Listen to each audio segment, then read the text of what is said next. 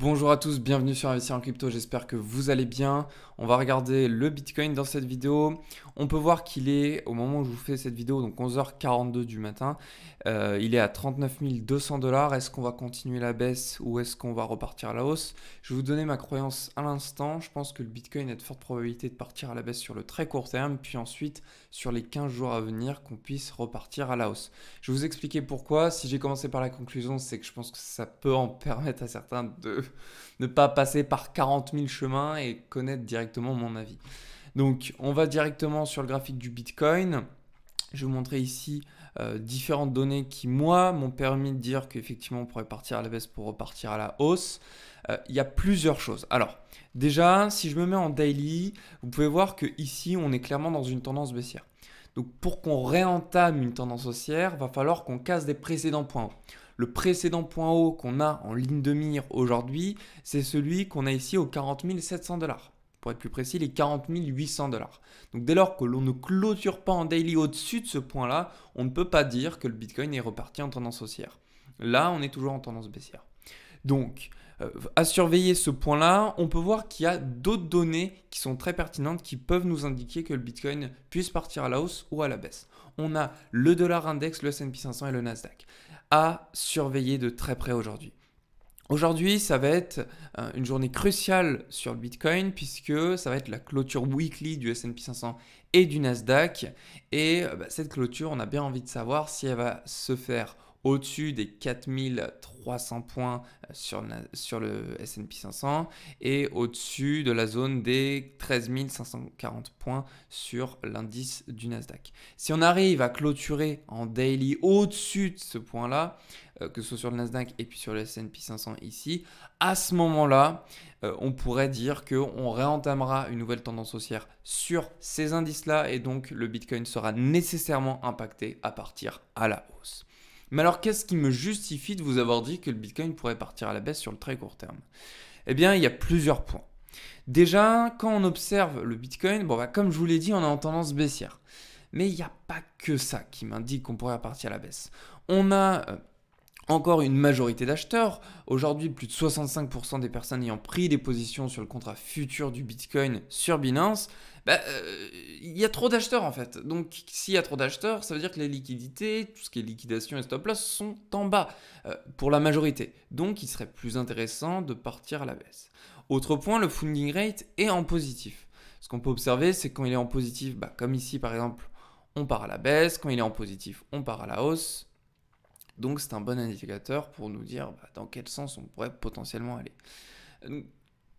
Ça, c'est les deux points qui me disent qu'on pourrait partir à la baisse. Maintenant, il y a aussi un autre point, c'est la journée très mouvementée qu'on aura sur les marchés américains aujourd'hui. Journée très mouvementée puisque, comme je vous l'ai dit, ça va être la clôture weekly. Je pense que si on doit clôturer sur le S&P 500, pour parler que de lui, au-dessus de la zone des 4300 points, je doute qu'on y aille directement. Je pense qu'on aura beaucoup de fluctuations avant et c'est cette fluctuation qui nous amènera le prix du Bitcoin à partir à la baisse. Maintenant, le Bitcoin peut aussi très bien range, c'est-à-dire qu'il peut très bien continuer tout droit pendant 3, 4, 5 jours ou même plusieurs jours en plus. C'est pas vraiment ma croyance parce que il y a des indicateurs qui me disent que le Bitcoin est voué à repartir à la hausse. Je vais vous donner maintenant mon scénario haussier pour les 15 jours à venir, puisque je vous ai fait part de mon scénario baissier sur le très court terme. Alors pourquoi haussier?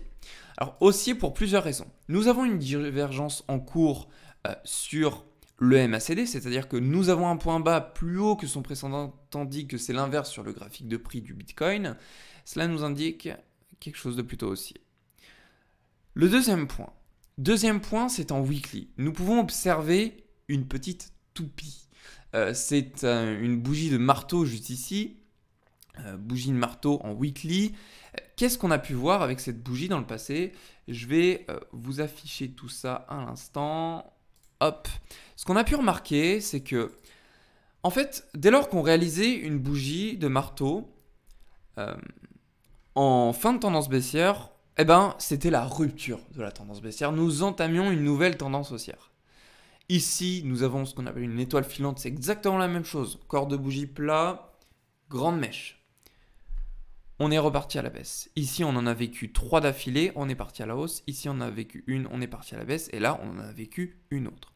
Alors, il y a de fortes probabilités que cette semaine, cette fin de semaine se clôture dans le positif, mais il peut aussi se passer l'inverse, c'est-à-dire que l'on puisse continuer la tendance baissière. Alors là, j'ai un bon exemple. Vous voyez, juste ici, on a continué alors qu'on avait une bougie de marteau. Là encore, un bon exemple. Donc, c'est à surveiller de près. Mais c'est un indicateur qui est quand même très pertinent parce qu'il a très régulièrement fonctionné dans le passé. Donc ça, ce sont les 2 points qui m'indiquent qu'on pourrait partir à la hausse. Autre point, on va revenir sur le S&P 500. Je vous ai dit la clôture à surveiller, les 4300 points. Mais regardez, qu'est-ce qu'on peut voir? On peut voir qu'en weekly, on est tout juste en train de former ce qu'on appelle une bougie de marteau. Et si ce soir on clôture approximativement au même endroit où on est actuellement, eh ben, on pourrait très aisément repartir à la hausse. C'est à voir. On ne peut pas le certifier à 100%. Ce qu'il faut absolument, c'est ne pas clôturer en dessous de la zone des 4160 points sur le S&P 500. Ça, c'est très important parce que cela nous l'emmènerait beaucoup plus bas. Et si on perd aussi la zone ici des 4110 points, et ben la prochaine zone, ce serait les 3810 points. Et les 3810 points, si on y va, le Bitcoin se mangerait, je pense, une tellement grande chute que ce serait approximativement les 29 000 $ à coup sûr qu'on devrait, ce à quoi on devrait s'attendre. Voilà pour ce qui était des raisons haussières. J'en ai pas terminé, je vais vous montrer les targets à aller chercher. Alors, je vais vous fermer ça, toc. On a ici la sell zone et la buy zone. On est tout proche de la buy zone. Alors la buy zone, comment je l'ai réalisé, c'est tout simplement en prenant un retracement de Fibonacci que je place au plus bas, au plus haut, on peut voir que c'est la zone des 0,618. Idem pour ce qui est de la zone de vente, j'ai procédé de la même manière. Pourquoi j'ai défini les choses ainsi? Tout simplement parce que la zone des 0,618 est une zone sur laquelle beaucoup d'acheteurs ou de vendeurs, si c'est l'inverse, beaucoup de personnes qui se prononceront à ces niveaux. Je vais vous afficher les autres chose, retracement de Fibo. Alors, ici, les niveaux à surveiller. Nous avons, si on doit repartir à la hausse, la zone des 40 300 $, qui correspond au retracement Fibo 0,236, de notre retracement Fibo short du plus haut 48 200 $ au plus bas 37 700 $. Donc ça, c'est à surveiller de près. Maintenant, c'est peut-être pas là où on s'arrêtera. Ça, c'est un éventuel retracement si on devait continuer plus bas, vous voyez, quelque chose comme ça. Mais comme je vous ai dit que moi j'ai plutôt une horizon haussière dans les 15 jours à venir, eh ben on verrait plutôt quelque chose du genre comme ça pour aller chercher la target ici. Donc on casserait le précédent point haut des 40 800 $ comme je vous l'ai dit. On irait visiter la zone des 41 700 qui correspond au retracement 0,382 du Bitcoin retracement short. Donc on aurait une grande stagnation à voir, retracement possible, donc on pourrait appeler ça une correction, pour aller visiter ensuite la zone ici 0,618, 44 200 $. Pourquoi je vous ai fait un petit zigzag comme ça? Tout simplement parce que il y a cette vraiment forte probabilité qu'on puisse rebondir ainsi. Il faut savoir que la zone des 0,382 est une zone très observée, très connue pour qu'on ait des rebonds. C'est ce qu'on appelle un point d'arrêt, c'est une zone qui définit une tendance haussière ou une tendance baissière. Là, on est en tendance baissière. Pour qu'on soit en rupture de notre tendance baissière, on a dans un premier temps le précédent point haut à casser, les 40 800 $, mais dans un second temps, on a les 41 700 $ qui constituent le retracement 0,382. Si on arrive à clôturer au-dessus en daily dans un premier temps et dans un second temps en weekly, alors à ce moment-là, c'est assuré une nouvelle tendance haussière qui démarrera. Voilà pourquoi j'ai fait les choses comme ça. Alors je vais vous enlever les targets. Voilà ce à quoi ça ressemble dans ma tête. Voilà, mieux vaut mettre les choses comme ça. Quelque chose comme ça me plaît un peu plus. Je pense qu'on aurait un retracement aujourd'hui, au moins jusqu'au 38 700. C'est ma croyance. Ça ne veut pas dire que c'est ce qui va se passer. Suite aux fluctuations qu'on aura sur les marchés américains, c'est ce que je crois. Avec le funding rate qui nous annonce clairement que on aura une chute. Mais ça ne veut pas dire que c'est ce qui va se passer. Moi, je vous montre ce à quoi je pense et je vous le transmets en vidéo. Je vous fais une brève présentation de CryptoExcel. C'est pour ceux qui ça intéresse d'avoir de l'ordre dans leurs achats d'altcoins, etc. Vous pouvez utiliser CryptoExcel. C'est un service qui permet en fait tout simplement d'enregistrer tous les achats que tu fais sur les altcoins, Bitcoin, Ethereum. Et tu peux mettre la quantité, tu peux mettre le prix auquel tu l'as acheté, le prix à laquelle tu souhaites le vendre. Et clairement, ça te permet de t'organiser parce que si tu utilises Coinbase, tu utilises Binance, Gate.io, KuCoin, FTX, enfin bref, quand tu as plein d'exchanges, tu es un petit peu partout, tu sais plus à quel moment il faut vendre, etc. Là, c'est vraiment une solution qui te permet d'avoir tout sous les yeux. Tu ouvres ton Google Sheet ou ton Excel si tu es sur Excel et tu as tout simplement à regarder où est-ce que tu en es rendu. Il faut savoir que tout est mis à jour automatiquement, c'est lié à Internet, c'est lié à CoinGecko, donc ça veut dire que tu as les prix qui sont affichés en direct et on te dit où est-ce que tu en es rendu en fonction du prix actuel du coin que tu as acheté. Donc si ça t'intéresse, je te mets un lien dans la description. C'est je crois 30 ou 40 euros l'abonnement. C'est pas un abonnement, c'est à vie. C'est à vie. Donc tu payes, excuse-moi, tu payes 40 euros une première fois et après tu peux profiter du coup à vie de ce CryptoExcel. Tu as aussi une prise en main. Je te mettrai le lien dans la description pour que tu puisses voir un petit peu les vidéos, comment ça s'effectue. Comme ça, tu pourras voir. Et dès que tu auras payé, tu auras du coup un panel de vidéos où le créateur, qui s'appelle Pascal, qui t'explique du coup comment ça fonctionne de A à Z. Donc vraiment, si tu es mal organisé sur tes achats crypto, tu peux en profiter. Il faut savoir que là, c'est en plein développement. Pascal, c'est quelqu'un vraiment très sympathique qui met tout son cœur dans ce projet et il a comme ambition de créer un site derrière, donc ça veut dire que tout serait en ligne et peut-être que ce sera par abonnement. Je m'avance pas trop, hein, c'est lui qui est dans son projet et qui voit ça pour le moment, mais c'est vraiment quelque chose qui sera voué à évoluer dans le temps, donc suis ça de près si ça t'intéresse et de toute façon je te mets tout le lien dans le descriptif de cette vidéo. J'en reviens sur notre cher Bitcoin. Je vais te partager d'autres données qui selon moi sont importantes. On a le dollar index qui a atteint son sommet, les 104 $. Enfin, donc ce sommet-là, pourquoi il est très important? Il est important parce que quand je me mets en weekly, qu'est-ce qu'on a vécu dans le passé? Ici, on a atteint les 104, je t'ai dit 104 $, c'est 104 points. Sur le dollar index, 104 ici, janvier 2017. 2 janvier 2017. Retenons cette date, on va aller sur le Bitcoin. 2 janvier 2017. 2 janvier 2017. On était, bon, on n'a pas le graphique, c'est pas grave. On était quelque part par là. Qu'est-ce qui s'est passé sur le Bitcoin? On est parti à la hausse. On va revenir sur le dollar index. On va regarder l'autre top, 16 mars 2020. On va regarder 16 mars 2020 sur le Bitcoin. On est 16 mars ici, crash Covid au plus bas sur le Bitcoin. Ensuite, on est parti à la hausse. On revient sur le dollar index. Là, on est quoi? Ah, on est au top. Intéressant. 25 avril 2022, Bitcoin, on est où? On est là. Très bien. Et bien écoutez, peut-être que c'est l'occasion de se dire que ce sera le bottom sur le Bitcoin et puis qu'on pourra partir aller chercher les 100 000 $.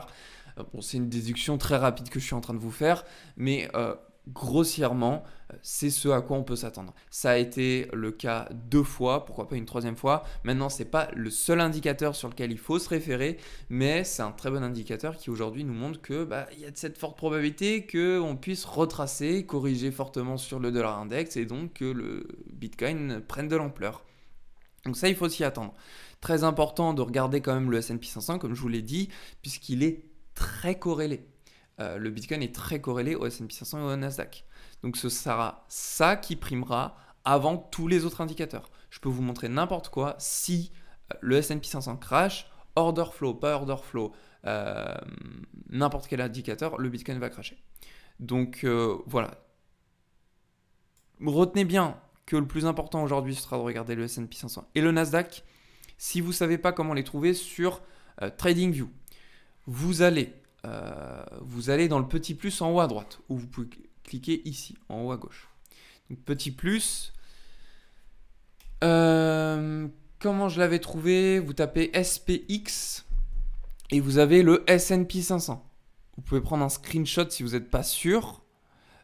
Ici, SPX, S&P 500, index. Donc là, c'est le CFD pour le coup. Alors, c'est peut-être pas lui qui nous intéresse, mais le CFD, en fait, si vous voulez, je crois que c'est ça. Hein. Je crois que c'est pas lui. CFD, c'est celui qui tourne en boucle. C'est-à-dire que la clôture se fait le week-end, mais pendant toute la semaine, même la nuit, ça tourne en boucle. Il n'y a pas de gap comme on peut voir sur le S&P 500. Ouais. Enfin, vous prenez l'un des deux, vous verrez de toute façon ce qui se passe aujourd'hui à l'ouverture à 15h30 heure française. Et en fonction de ça, si on part et on arrive ce soir à clôturer au-dessus de la zone des 4300 points, comme je vous l'ai dit, à ce moment-là, c'est good, c'est enjoy pour le Bitcoin. Il y a tout pour nous dire qu'on repartira aller chercher des nouveaux plus hauts. Selon moi. Après, on peut avoir une bad news la semaine prochaine. Hein, mais voilà ma croyance pour ce qui est du Bitcoin. Donc, résumé très rapide. Regardez, je vous affiche tout. On est ici proche de la buy zone. Donc ça veut dire quoi? Ça veut dire que le mieux c'est d'acheter du Bitcoin et pas d'en vendre. Et quand vous serez dans la sell zone, le plus important ce sera de se concentrer à vendre du Bitcoin. Ça c'est sur le moyen terme. Maintenant si vous faites du long terme, vous achetez du Bitcoin, vous ne prenez pas la tête, vous attendez les 100 000 $ et vous vendez tout simplement. Vous attendez 1 an, 2 ans, 3 ans. On ne sait jamais à quel moment ce sera aux 100 000, mais le mieux c'est de patienter. Gardez toujours un peu d'allocation de côté. Si vous faites, je sais pas, all-in sur Bitcoin et que le Bitcoin fait 20 000 $, vous allez attendre pendant 2 ans avec vos fonds qui seront bloqués. Le mieux, si vous avez 100 000 $ à investir, ce serait d'investir un peu sur le Bitcoin en fonction du taux de risque que vous avez envie d'y mettre. Peut-être, allez, 50% des 100 000, vous mettez 50 000 et puis les autres 50 000, vous les gardez en cash. Et si ça retombe aux 20 000, eh ben vous rachetez. Si ça augmente et que vous êtes sûr que ça va partir aux 100 000, vous rachetez aussi. Comme ça, vous êtes sûr de ne pas être bloqué en fait. C'est surtout ça. Le plus important, si vous avez du cash et que vous ne savez pas comment le mettre, c'est de patienter et d'y aller au fur et à mesure. DCA, Dollar Cost Average, c'est la technique la plus connue. Que tu sois trader expérimenté ou pas, il y en a, enfin tout le monde l'utilise cette technique. Donc c'est vraiment quelque chose qui est génialissime. Même si on essaye ici dans ces vidéos-là que je vous propose sur la chaîne, c'est d'acheter au plus bas et de vendre au plus haut. C'est pour ça que je vous fais des sell zones, des buy zones pour qu'on soit précis dans les zones d'achat ou les zones de vente. Ça ne veut pas dire qu'on aura raison à 100%. Tout ce que je vous ai dit dans cette vidéo, pour résumer, c'est que le Bitcoin pourrait partir à court terme à la baisse pour repartir à la hausse, aller chercher le haut, donc la sell zone, dans les 15 jours à venir. C'est pas sûr que c'est ce qui va se passer. Moi, je vous partage ma croyance. Après, ça ne veut pas dire que ma croyance va dicter le marché. Donc voilà, j'espère que cette vidéo, en tout cas, aura pu vous satisfaire. Et ah oui, petite chose aussi que j'avais envie de vous partager. J'ai parlé avec le fondateur, enfin celui qui s'occupe de Artkendai, le projet. Si vous êtes tenté à mettre un petit peu d'allocation dans le projet Artkendai, je vous invite à regarder la vidéo que j'ai faite à ce sujet pour comprendre ce à quoi correspond le projet. Et vous avez le lien qui vous permet d'investir, de mettre une petite allocation à l'intérieur ou une grosse allocation. Ça, c'est en fonction de ce que vous voulez pour participer à l'ICO. Clôture demain, 30 avril. Donc vous avez juste aujourd'hui pour investir dans le projet. Donc je vous mets le lien dans la description. Dernier jour aujourd'hui. Voilà pour Artkendai. J'espère que cette vidéo aura pu vous satisfaire, vous apporter un maximum de choses. N'hésitez pas à commenter tout ça si vous avez des choses à me dire. Je pourrais vous y répondre. Moi, c'était un plaisir de vous avoir animé cette vidéo. Je vous souhaite à tous une très belle journée. Prenez soin de vous. On se retrouve dans une prochaine vidéo.